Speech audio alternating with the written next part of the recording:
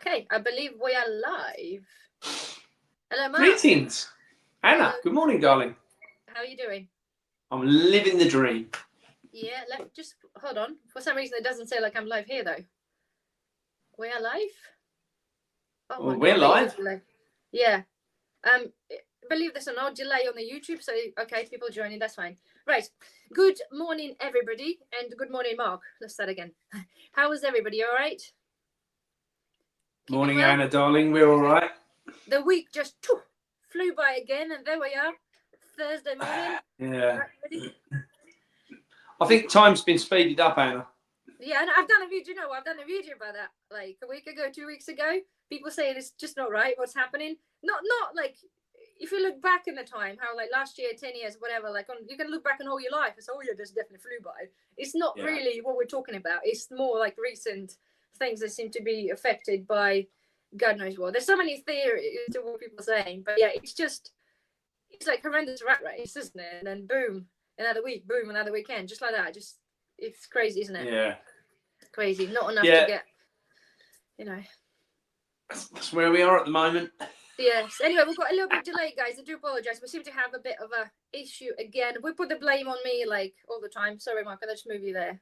Look at the It seemed to be. I'm literally, as I said to Mark, I'm sitting there right in front of the router. So if I move any closer, it'll be inside me. Like I'll eat it.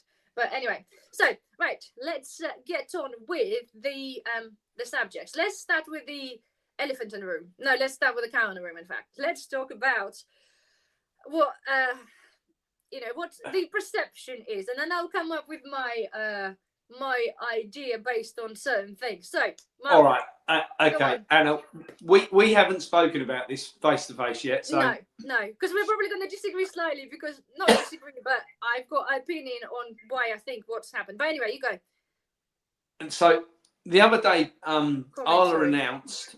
So there's been all this bad news going around about farmers in Denmark and the cows dying and Netherlands and so forth, and all that has come to play.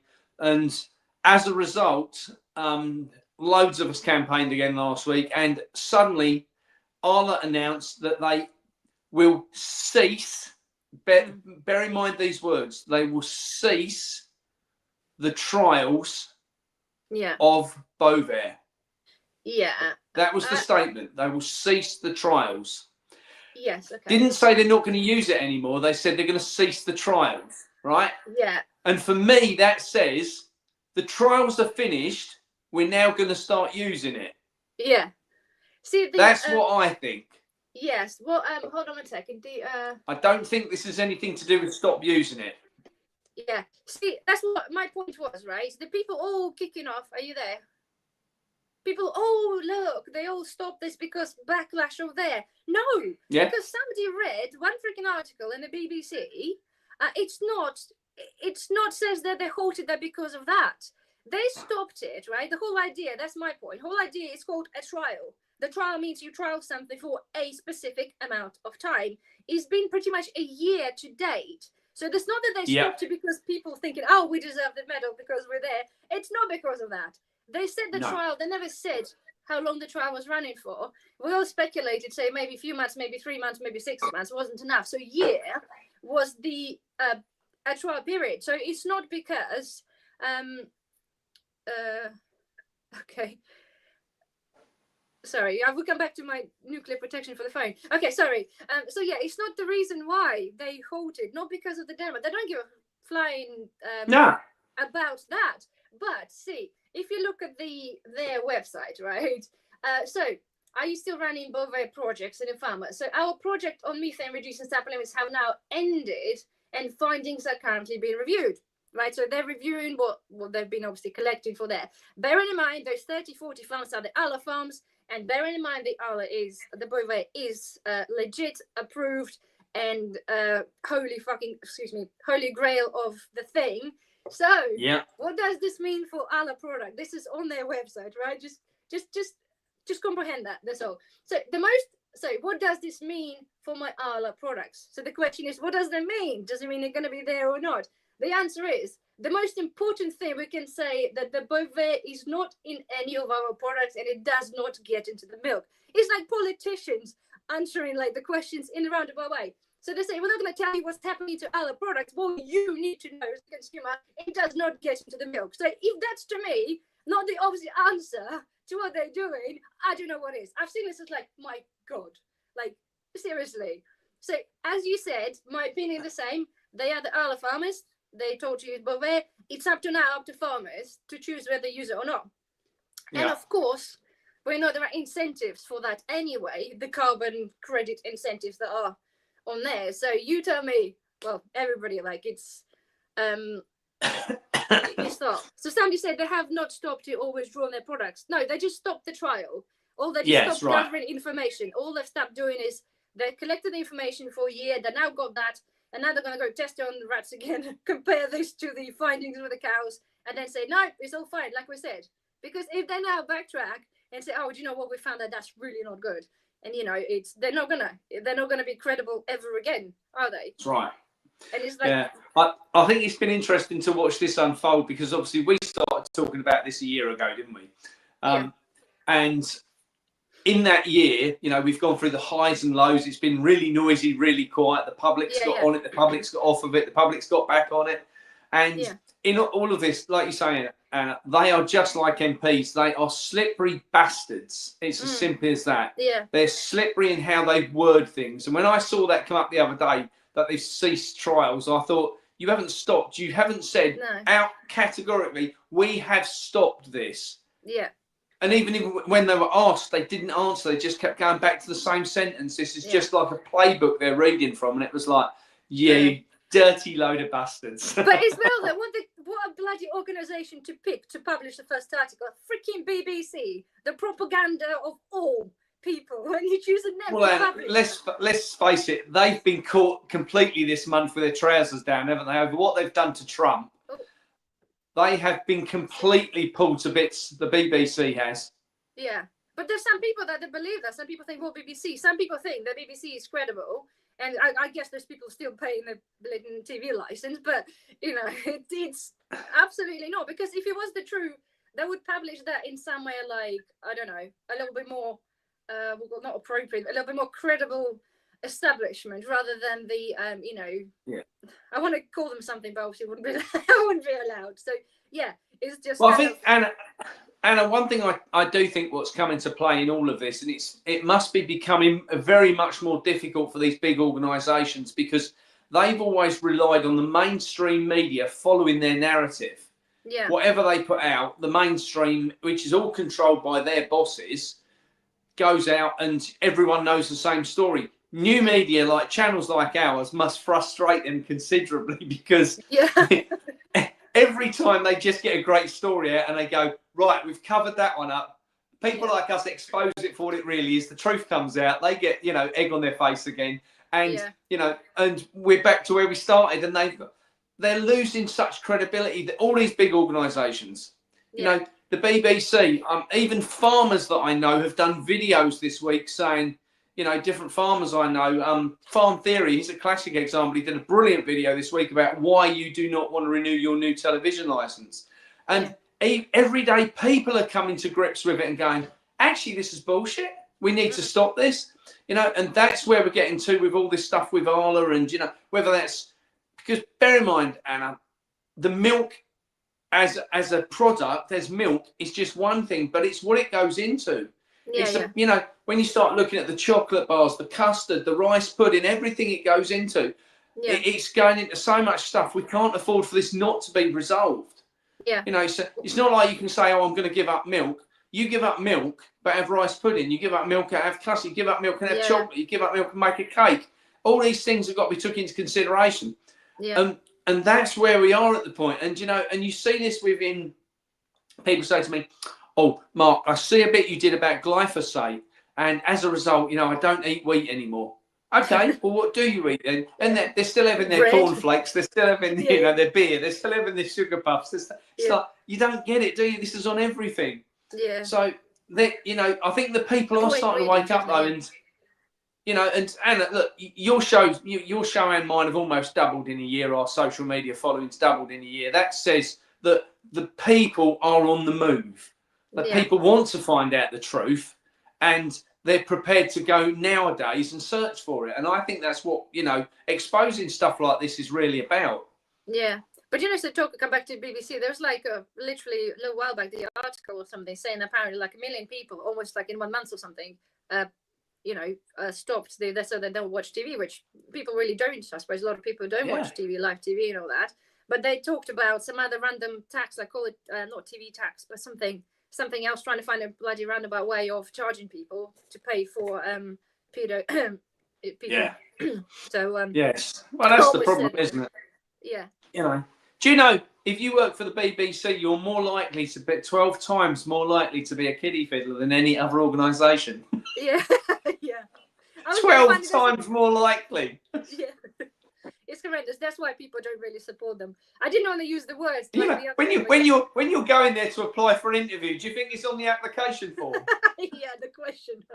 Oh, it's horrendous. It's not really a laughing matter, to be fair. It's actually horrendous, but we shouldn't laugh about it. It's a serious subject. But, yeah, it's just unfortunate.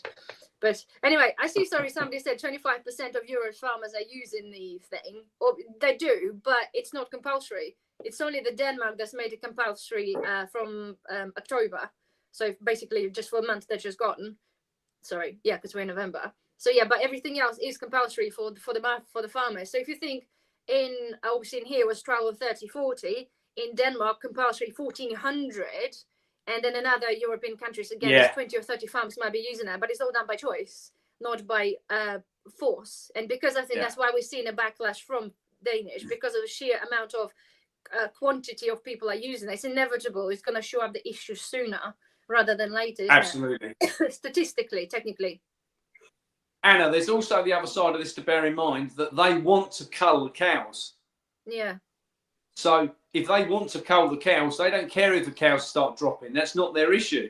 No, yeah. Their issue is they're being paid to cull the cows. If it succeeds, then they're going, someone says to you, listen, Arla, for every cow you kill, we'll give you £1 million. And someone says, you just killed 8 of my cows. They go, thank you very much. Yeah. We'll pay you £1,400 each for your cows. And we'll keep the rest of the money. Feeds their agenda, doesn't it? Feeds their agenda. Yeah. Anyway, so somebody's asking if you can tell which farmers are using it. Oh, my goodness, we've been trying to collect that for ages. But the best thing is just go with the ones that not, like the Grahams, or the little local one, like the Welsh ones. Isn't it? I said I've got the list on my website under the useful resources where it lists all the companies and the codes from the products, so you can find the ones that 100% are, and then you obviously take a choice from there. But it's horrendous. It's like 4,000 farms that do their cheeses and milk. It's really impossible to really say who uses it. It was because it was non-disclosure type thing, wasn't it, for them to tell? So people tried to create a list based from social media to what the farmer said, what people tried, but I don't think it ever really gone anywhere. I think in the small groups you might be able to find, but stick to local. The challenge is, the only way you're going to really know is to go to the end of the farm drive and buy your raw milk. That's it. Because after that, you haven't really got a lot of choice. The problem is that when I've been on farms when they're collecting the milk, and you'll see contractors pull up in a plain lorry. They collect for Arla, they collect for Muller, they collect for the co-op, right? And they go around, it all goes in one bulk tank. Yeah. And then it goes back to one processing plant. How can they say that if Arla's got it in theirs, that it's not in the other stuff? Because it's nonsense. They can't say it isn't there. It's all done on bulk tankers. Yeah, and it's the same with the organics. I know these apparently organic things not allowed specifically, but the cross-contamination, like I think was spoke before, like you say, with the transportation and the farms, it's like, it should, the warning on, say, chocolate or whatever, this is packaged in a protective atmosphere, or it packaged with a nut, so be careful in your tuna fish, there could be some nuts because it packaged that in the same factory. That kind of disclosure needs to be on the milk thing, because chances are cross-contamination in lorries, I doubt they rinse them. I don't really know how it works, like inside the tankers, but there was many issues when we dug in last year where potentially saying, yes, of course, organic, the Bovaer is not allowed under the organic standards, but the cross-contamination and other stuff, apparently, it's not that perfect. So not necessarily get a lot of it, but you maybe get a tiny bit. How much effect is going to have on people? Yeah, well, this is it. That's like all of these things. I don't know if you've ever seen that there's a young English lad who's toured the world called Rambling Henry. No. Oh, Can't say I do. People need to track him down. He's brilliant. And he talks about food worldwide and how much poison's in it and how much chemicals in it and what they do to it to process it. He's brilliant. He really nails it every opportunity. What I was going to say is he did a bit the other day talking about Brazil nuts, right? Right. And Brazil nuts, I don't know if people know this, but Brazil nuts grow in a big ball. All right. And then when it hits the ground, the only animal what can get into that shell is one massive, great big rat thing. So it's like a coconut shell, effectively. And when that breaks open, then the Brazil nuts inside their individual shells are inside it, right? Right. Okay. Yeah. But they have to spray the trees to be able to keep the nuts on the trees, otherwise they fall off too early.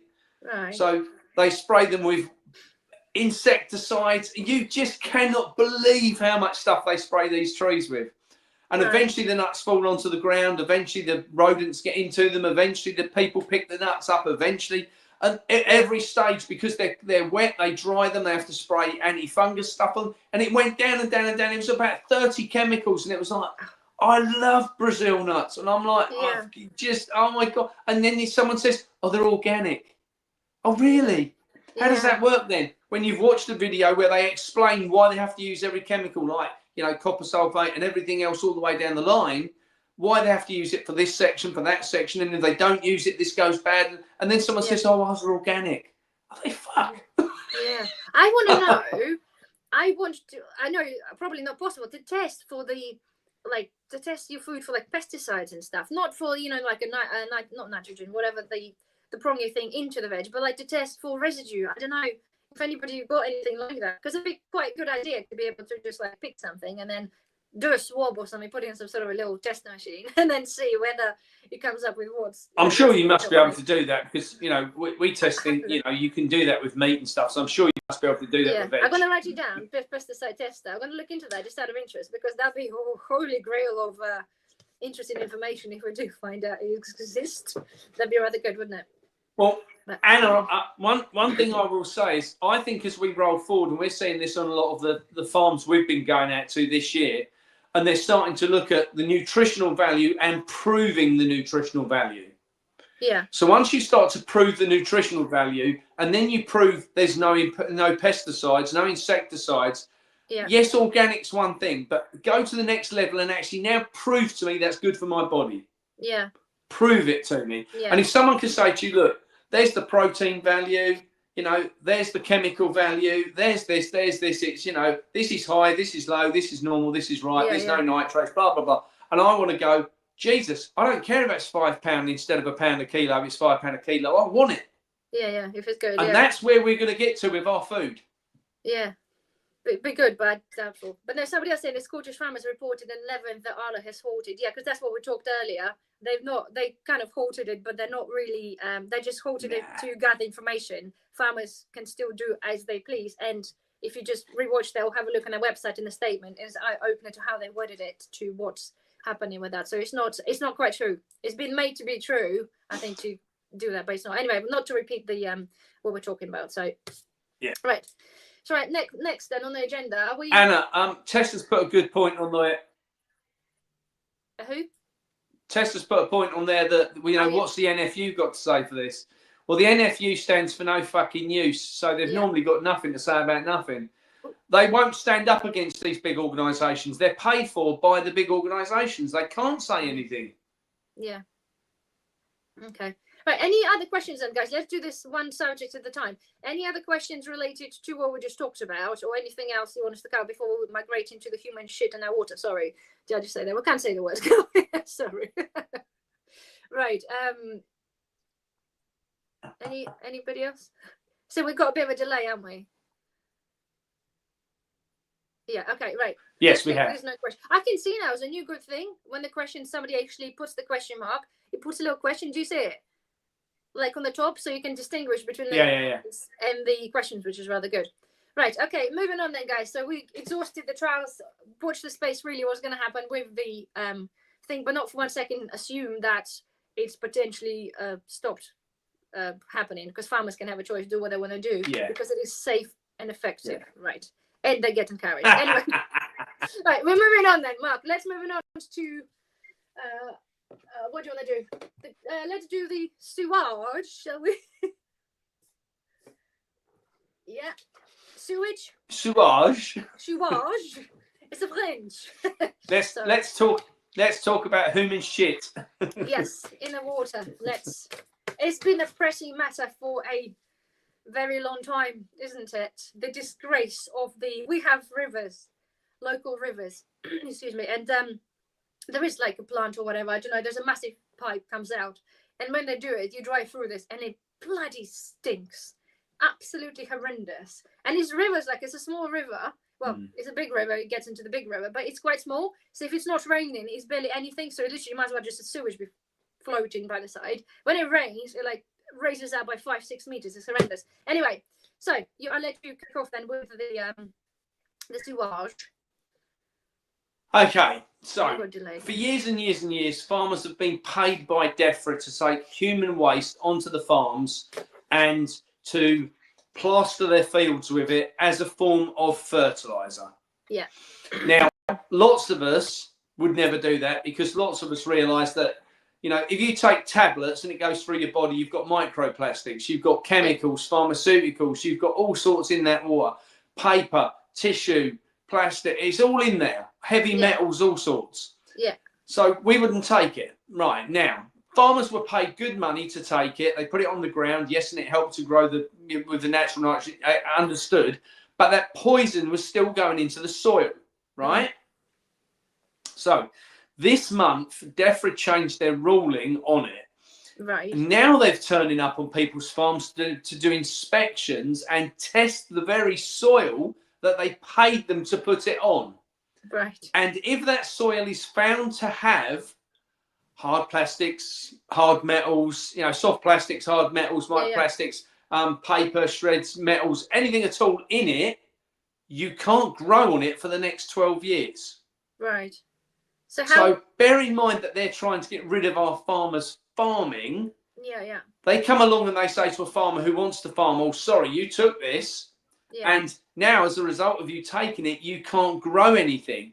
But we'll pay you £500 an acre not to grow anything because you're such a good farmer. We'll pay you the next 12 years not to grow anything at all. Just let it all go fallow, put it all down to wild bird seed, and we'll pay you £500 an acre to leave it alone. Right. Now, this is happening a lot on the farmers who have stood up against the system and said, no, I won't take the £500, you know. Sorry? Oh, so we've got delay. Who was encouraging originally farmers? Is I understood, but I think we covered this vaguely before, that the farmers took it as a capital cost. If you call up again? No, I said, who encouraged that? Because as I understood... So this is the problem. We're now ending up with this. Farmers are now being shut down from growing, producing, raising animals, anything at all, deliberately by the same people who paid them to take the poison money. It's sorrowful. Yeah. Thing is, though, the farmers, though, is understood... Right. So we are delayed. Hold on. We talked about it before. It's understood. Farmers took it out of choice because it was cheaper than to buy fertilizer, and because of all this crisis. Yeah, no, this was all done by DEFRA. This is all paid for by government money. They paid the farmers to take the waste away. Yeah. Yeah, no, sorry, the stream is freezing. I know we seem to be we plagued when we talk about certain things. Oh, it's cheaper. It's cheaper than fertilizer. Yeah. Yeah, by far, wasn't it? That's what we thought originally. Farmers took it because a lot of people say, well, why on earth would farmers take it then? If you know you got the human shit in it, excuse me, because they haven't filtered properly. None of this is monitored. They test for like 9 chemicals in the sewage. They're meant to be going into the farmer's field, but in fact, they're not, because the system is like 60 years out of date. And then they knew technically that, well, I assume they knew that the stuff they're putting on there is full of stuff, full of horrible of course things, it is. You know? And good luck. And they know that, and they don't care, Anna. Yeah. You know, this is back to like Allah. If the cows die, result, we want to kill them anyway. Yeah. You know, it's just the same. All they want to do is find a solution to get rid of the waste rather than treat it properly. Yeah. So what's that's what this is about. Yeah. So they're paying farmers again to So, and are they going to be checking each farm, or is it going to be like random?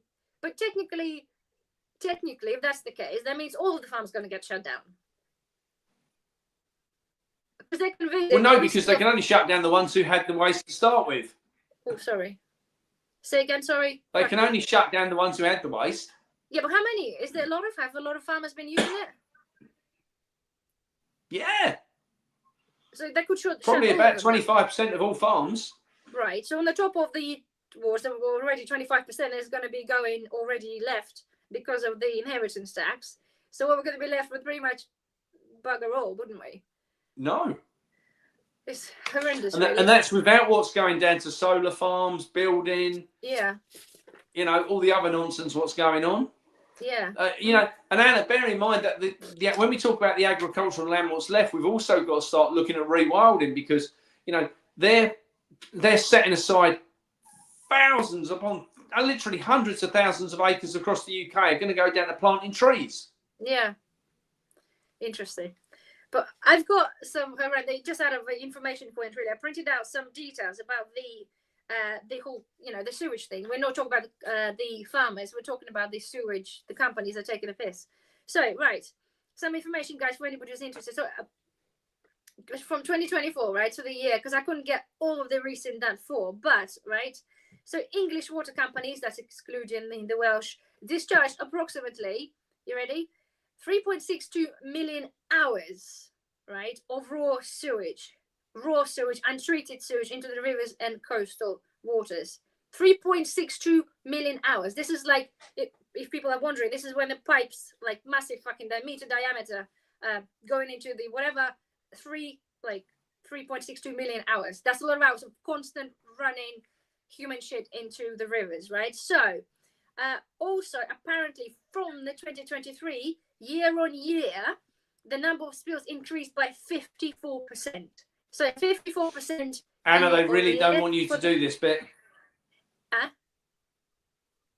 you gone? Can you hear me? Can you hear me? Yeah. So 54% year on year, and the duration of the spills or exit of sewage increased by 105%. So, yeah. Can you hear me? I went bloody delayed again. Can everybody hear me? Okay. Can you hear me? Anybody? You're just completely broken up, Anna. Right. Okay. Yeah. Now you can hear me, yeah? Okay. So the figures. Did you hear the figures, yeah? Oh my. Wow. I know. Did you hear the figures? Yeah? Yeah. No, I can hear. Yeah. Sorry, somebody said. So I do apologize, guys. It's clearly because Mark freezes. Yeah, I think it's just a bit broken up, Anna. Yeah, it's clearly they don't like me talking about it. Right. So as well, another thing. Hold on. So apparently, for people to get the information, so much of the UK sewer system is apparently infrastructure use combined sewage system, so rainwater and sewage. So when heavy rainfall occurs, the combined sewer overflows. So rather than them thinking, they don't want us talking about this bit. Am I stuck again? Oh my god. I am wirelessly connected, somebody's asking, but I am right in front of the router. I'm like here. I'm right here. Oh god. Yeah, they're trying to stop us, yes. Okay, I think they can hear me. The viewers can hear me, I think. I think that's you now, Mark, isn't it? All right, let's continue. Hear you. Okay, right. So anyway, so apparently because the sewage combines the rainwater and sewage, if it gets overflowing, then basically, then it goes pumped straight in there. So if somebody says about USB adapter, I can't because I'm using the iPad to stream and film, and I've got my microphone plugged into the iPad, so I have to find. But it seemed to be the subject that I want to talk about that we get basically done. Yeah, so anyway, so whilst we're going running, so report apparently mentioned that in certain chalk streams, apparently seems that way. Yeah, in a certain streams, right? The spills, the size of the spills we're talking about, it was going continuously for 2+ months in a single spill before they did anything about it. 2.5 months of constant direct pumping in one river. It's horrendous, right? But they tell you this is not that bad, right? Because apparently, Environmental Agency, since 2015, we're talking about 10 years, right? Only concluded 63 prosecutions, right? And costed them 151 million. This is what they claim from the people, right? Apparently, so in August, or from August the 2024, combined of 168 million just for 3 companies alone, right? We're talking about Thames Water, Yorkshire Water, and Northumberland Water, right? So in respectively were charged 104 million, 47 million, and 17 million for failing to operate the wastewater treatments and causing the excess sewage. That's a horrendous amount of money, right? And literally just a few months back, the Thames Water again was fined 122.7 million for the sewage discharge and improper dividend payments. So obviously those, they're meant to be non-for-profit, right? I believe.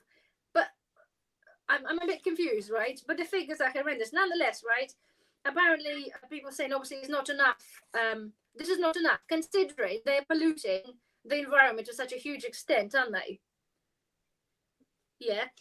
Anna, I don't know if you saw the stats on Thames Valley. Thames Valley is something like 6.5 billion in debt. Yeah. And they've given their directors 6.5 billion in payments in the same time frame. So well, clearly that's probably why they're being done for unfair. Thing is, the director dividends work on a fact. If your company makes money, you can do the dividends. That's why there's no money to pay the bills. Yeah. But anyway, so another thing, the loophole seems to be that rather than a lot of cases where they should be fined, they're apparently allowing them to invest. So the Southwest Water, right, was fined 19 million, right, for the same things. But apparently they accepted a 24 million investment package instead. So rather than physically taking the money and actually fining them and taking money away, they're allowing them to reinvest this money to make the system better. It's not bloody corrupt or what? It's just horrendous, really, isn't it? Absolutely horrendous. But you couldn't write it, could you? No. You couldn't make it up even if you tried. I know. It's not enough. Like people complaining, it's not enough. They're doing this. What's to them? 100 something million, or what's the 27 million of whatever? It's nothing to them. But yet the pollution. I just love the fact they're so corrupt, and they just, and if you go out at, down at Cornwall and that. Yeah. I can hear you. I can hear you. Go on. You're frozen again. I'm not. You are. Okay. All I was going to say is, I think it's entertaining how any of these big organisations, how they ever think they're going to survive in the future. Yeah. The thing is, though, what really puzzles me. I said I don't know how any of these big organisations think they're going to survive in the future. Yeah. See, what puzzles me, right? There are now cases for bleeding carbon this, don't do this. I think we need to disembark and come on again. Yeah. But they're all going on about how we are chasing this, like we harming the environment as humans and this and that and plastic water, and then those companies allowed to dump tons and tons of human crap into the waterways, killed fishes and that sort of thing. Do you know what I mean? It's ridiculous.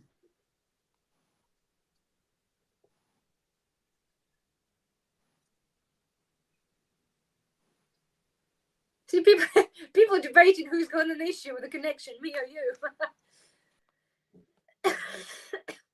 Oh, Max says that it is going to enter again. Hold on, guys. We lost Mark. Oh, here we go. Let's come back in. Head to the stage. Here we are. Let's try again, shall we? That's what I thought. If I dip out and come in again, it might be better. Yeah. I really don't think it's me. I'm right here, right in front. I'm literally. Anyway. There doesn't seem to be an issue on the show. No. The issue is I can't hear you. No, it's either you stop or me stop, so it looks. Yeah, but I don't think it affects the public. I don't think it affects them. Some of them say I'm freezing, some of them say you freezing. Yeah, anyway. I think it's StreamYard working for the big boys. Yeah. Anyway, it's a free version of Bleeding Stream, and if anybody wants to, help out for the monthly basis, I'll go to the premium version. I think we have even a better quality because I'm only like streaming in 720p or something horrendous. But anyway, I want like 40 quid a month or something, which I can afford. So anyway, moving on. So Mark, next. So what's next on there? Next was you were talking about the carbon stuff you wanted to talk about. Carbon tracking, carbon tracing, whatever. Sorry? Carbon, wasn't it carbon you wanted to talk about?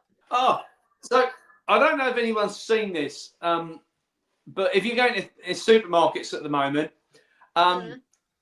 if you go into supermarkets at the moment, on packaging, it's starting to appear your daily carbon allowance is starting to appear in the corner of sandwiches and on drinks bottles and cans and things like that. So they're moving us towards. I haven't seen that. I've seen the pictures floating about on social media, but I haven't seen that yet. I don't know whether. I went into Tesco's to do a bit of a recce, and it's all quite a bit of stuff actually when you start looking at it. Right. And what they're doing is obviously they're moving us towards telling us how much carbon we'll be able to use. Yeah. And for me, I ain't taking part in that no matter what happens, because with the best will in the world, if I go to a farm and if a farmer says to me that there is an opportunity that a cow causes carbon, I'll have a chuckle to myself and come away, right? Yeah. Because how they measure this stuff, Anna, is just bizarre. People really need to go and look into it. I know a lot of people on here will already know the fact that, this net zero is BS anyway. But when you start looking at how they monitor this stuff and how they break it down, it's just insane. There is no logic to it at all. You might as well say that, a frog in the Amazon, Amazon desert is causing, global warming at, 50%, because that's about as much fucking good data as they've got. It's completely bizarre. For them to say that cows are causing the issues around the planet, when you look at what a cow does and how it digests and everything else, that it can't be true. So, and then you look at it, you think to yourself, Anna, during the Victorian time, during the Victorian times, we had 2 billion bison across America. Yeah. And we're told there's less carbon now than there was then. Well, so something don't stack up, right? Yeah, yeah. So I just can't understand. And if you look at every person who makes up this science, everyone without fail are all paid for by who? Billy Gates. Billy Boy Gates, every time, Anna. So, but when you look at what they're trying to do, so they're trying to convince us there's all this carbon to start with. Yeah. Convince us that we're the problem, we've got to reduce it. Then you start putting it onto everything. So everything you buy, literally everything, and not just food. You go for a new car. If your yearly allowance is 10,000 carbon credits, right? Yeah. And you buy a new car and it's 9,999. You're either not going to buy the car or you're going to go very hungry. Yeah. See, there is a thing, right? I've done a little bit of research on the carbon stuff. So believe this or not, right? So there is such a thing as the Climate Change Committee, and basically there is the report on November 2025 Carbon Budget and Growth Delivery Plan, so CBGDP. So basically, so emphasizes the report that decarbonizing the buildings, like homes and transport. There's also disclosure proposals such as for flights and in aviation systems. So proposal requiring airlines to tell passengers the carbon impact of their flight. Okay, with the individual one-piece footprint info, right? So anyway, so basically they've got now the Climate Change Act 2008. So the government's got the power to make schemes around the proposals for the trading allowance if desired, right? So there's a lot of that is floating about. So we're waiting for the next step, potentially, if the government's going to have the issue consultation about the personal carbon allowances carbon quotas for individuals, carbon trading schemes in a household, and that's what is potentially going to be heading, right? So so the changes could mean, so the household regulation, so a tighter requirement for home installations, which I think they've already done this. Then there was a thing going around about your house. If you're renting a house, you have to have your excuse me, what do you call this, energy certificate done, like when you move house, but apparently for rental, so that has to be done. So installation, heat pump installations come on already, right? They banging the same thing that doesn't work. So EV charger requirements for the rented homes, and then they're talking about the integration of digital platforms that allows individuals to track their emissions, possibly incentivized via tax or done by the regulations that could become part of our daily lives. I've had a brief look. There's apparently already apps. If you're like really greeny, there's apps you can like register and you can track your carbon by doing stuff. I was actually horrified how many of them are up there. Yeah, there's loads. Like me first. Let me tell you what I do. Let me tell you everything about my life. I want to tell you how much carbon I do. Why would you want to do this? I need to stop shouting. Sorry, I get really excited, but I was horrified. So that's again. So we're talking about another whatever this opened in April 2025, voluntary carbon and nature markets. So basically raising the integrity UK government. So consultation focusing on the voluntary carbon and credit markets for businesses, organisation, and the signals growing regulation, interest in tracking integrity and possibility of individuals. Basically the same stuff, right? So transport. Yeah, sorry. Anyway, so it's basically is a lot of information there, and it's all of those things that are popping up. They're basically a massive agenda there already in the making. So just imagine you go like before you book your flights, for example, someone like, oh, by the way, that flight is going to be X amount of credits. So as I understand, at first it's going to be probably like just the information or opt in if you wanted to kind of thing. So they're just going to tell you, like they say, if they start with the sandwiches, tell you how much your carbon is in there. You take a flight and they say, okay, you spend X amount of carbon, that kind of thing. And then over the time, I would assume then they'll create something that they can monitor per household, depending again how well insulated your house, what car you drive, what sandwich you eat or something, that kind of thing. But it's just people need to be aware that this is there. All those little things that crop up literally in 2025 recently that are there as a wheels in motion to start to introduce that kind of nonsense. So Anna, one of the things I did notice was that there is nothing, when I did the research, there's nothing out there at all that allows you to build a positive carbon credit, right? So let's say, for instance, you take your food waste and you turn it into compost. That's got to be positive, right? Yeah. Or if let's say if you start farting and you can offset. But there's nothing that allows you to build up that say, oh, if I take these 10 plastic bottles to the plastic bottle bank and put them in and they get recycled, that should give me a positive credit. Are they going to weigh your, from us where we are, recycle bins blue, are they going to weigh the blue bin and say, well, Mark, you've been a really good boy, you've recycled 32 kilos of plastic this month. Do you see that happening? No. This is all about the negative side of what they're trying to tell us is wrong, and they're putting no more emphasis on what they're going to recycle. And they're just, it's all about crashing Western civilization, nothing else. I'm sure of that. This is all about, because when you look at other countries around the world, Anna, and see what they've got going on, they find this highly hilarious, and rightly so, and it's all the Western countries. Sorry? There are going to be other countries that are similar in terms of the carbon emissions and carbon push towards net zero. Like we know, obviously Spain is, and many others as well, I'm sure. But yeah, there's got to be countries that don't really take into the account because of. You imagine trying to go into somewhere like Africa and say, well, guys, I know you live in a mud hut, but with the best will in the world, you need to cut your carbon footprint down. These people don't.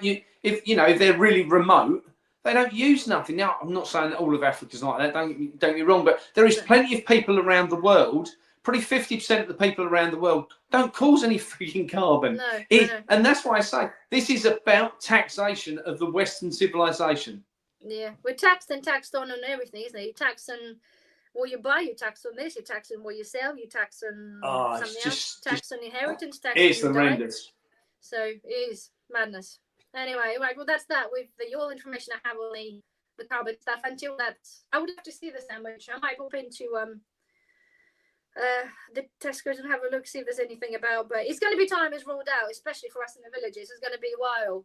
It's, you know, there's just a massive difference between how late things get to our little shops in the villages, if any at all, comparing to like a big places like cities or just the bigger shops.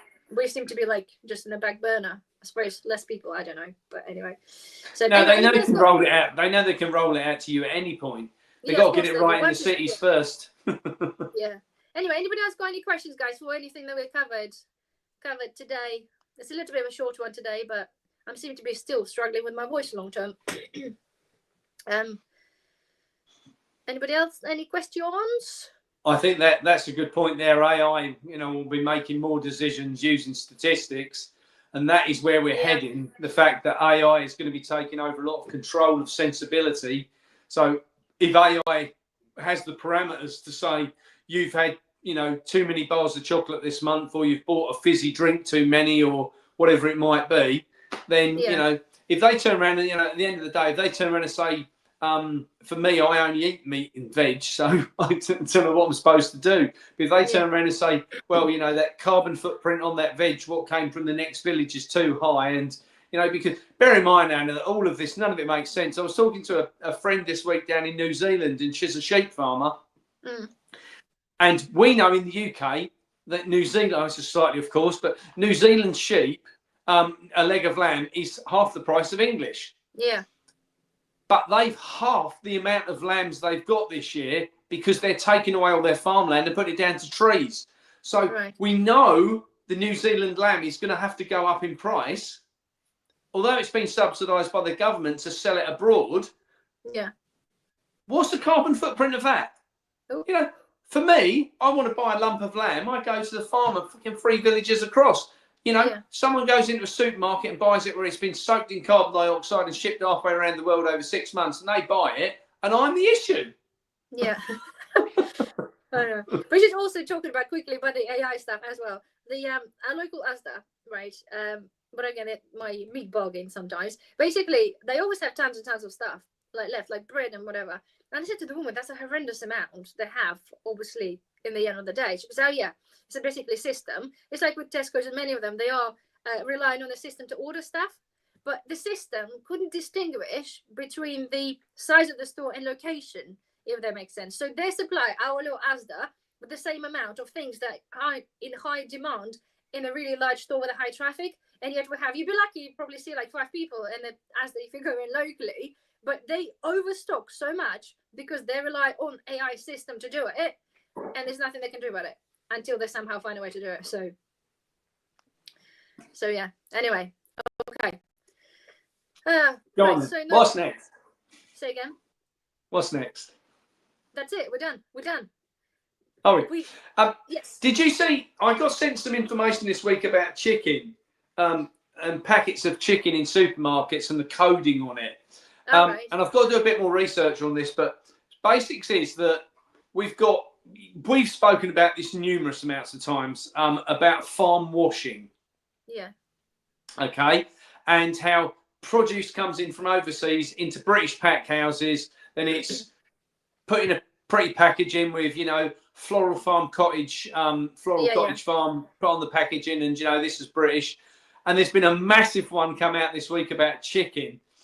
And because we've not taken this chlorinated chicken from America, they're shipping it into Poland, and Poland's packing it for Tesco's and Waitrose and everybody else and shipping it back into the UK as British produced chicken. And it's all this American chlorinated chicken.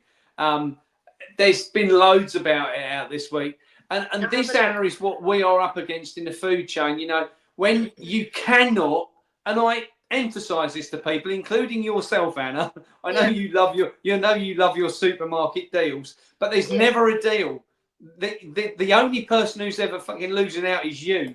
And at every opportunity, I guarantee you're the one who loses, whether it's you lose through value, you lose through quality, you lose through nutrition. Every time it's you who gets shafted. You know, they are continually pulling these little stunts on their shelves, on every shelf, every day of the week, and nobody ever stops it. You know. See, with American, the chlorinated chicken, when they allowed the the stuff to come in and everything, apparently government still said that it's going to be a high standard, has to be to a high standard. And I remember doing a video about it last year that apparently we weren't allowed to import the chicken from Poland because for the same reason of their standards that weren't really high. So how come it's allowed, even if it says from Poland, we shouldn't accept it technically, or it shouldn't be allowed? If they're saying, well, American is chlorinated, Polish one has some other unethical things and hormones, whatever is in there, then none of them should be allowed. So technically, well, it makes no sense. But they're using the excuse, Anna, that we've got bird flu, so we obviously can't import it. Well, they've just culled all the ostriches out in North America, so have they not got it? No. You know, you just... And there's shortages of turkeys, apparently, I heard now. Yeah, there is. There's a big shortage this year on turkeys. And one of the problems is that farmers just get to the point they get pissed off with it, Anna. Because you end up with your turkeys and then you can't move them to your abattoir. Yeah. Because you're stuck in a no movement zone. And this is just what we're up against. It's just bullshit. Yeah. Constantly. Horrendous. Yeah. But I think the people have got to stand up against this sooner or later. And I know it was Canada, but it's North America, isn't it? Yeah, the same. Yeah. And I think that what people have got to start doing is standing up against this stuff and saying, right, I don't want to buy vaccinated meat, right? And I don't want to buy foreign meat. And if you don't want to do them two things, go find a local butcher, because that shit's not going to your local butcher. That's only going into the supermarkets.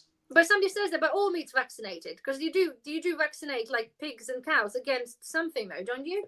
No, right? Loads of farmers don't vaccinate at all. I've never vaccinated. Right, because I have never vaccinated any animals. I remember seeing something last year that apparently it's cheaper for them to vaccinate animals, their herd, than to lose half of them later on, so they do it regardless. And but they don't lose half of them later on. This is the problem, Anna. Well, if they die of something. Yeah. Farmers have been led to believe that is what will happen. If you don't give them this injection, they'll all die. All right, well, don't give them the injection and see what happens. Because I can assure you, on our farm, the only thing we ever use, two things. One is pumpkin seeds to worm animals. And two, if they cut themselves, damage themselves, we use blue spray as like an antiseptic spray. That's it. Yeah. Some of these farms, pigs are born, they're given iodine, right? You inject pigs within the first 6 weeks of pigs being born. They've had 3 injections. Yeah. But how would you know? How would you know which people? You have no idea which farmers use or don't use. When you buy it, even online, you can buy like some Masons are expensive, really bloody expensive. I don't think I can afford to eat there. But generally, how would you know? This comes down to buying. This is what I say about buying good quality food, Annie. If you go to a farm that does meat boxes, for instance, and you say to them, look, can you tell me what you use and what you use it for? They'll say, well, we have to use this by law. We don't. And there is no law. Let me assure you, there is no law for farmers to use anything. No. That's absolute bullshit. They're absolutely just led to believe all this nonsense. And when you challenge the system on it, the system backs off because there's no law out there. But unfortunately, these farmers, what we have at the problem at the minute is, Anna, not many farmers own their own animals. Yeah. Right?